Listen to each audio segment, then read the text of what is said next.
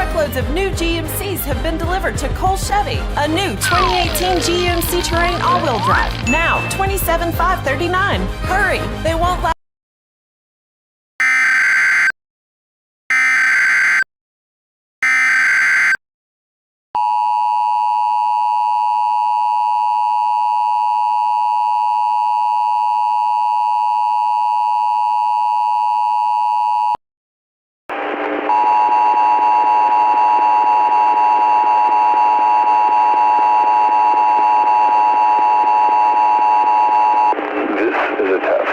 National Emergency Alert System.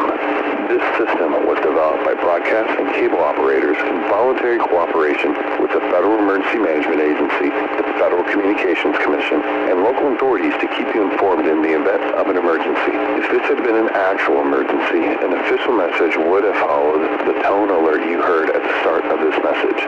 A similar wireless emergency alert test message has been sent out to all cell phones in the nation. Some cell phones will receive the message, others will not. No action is required.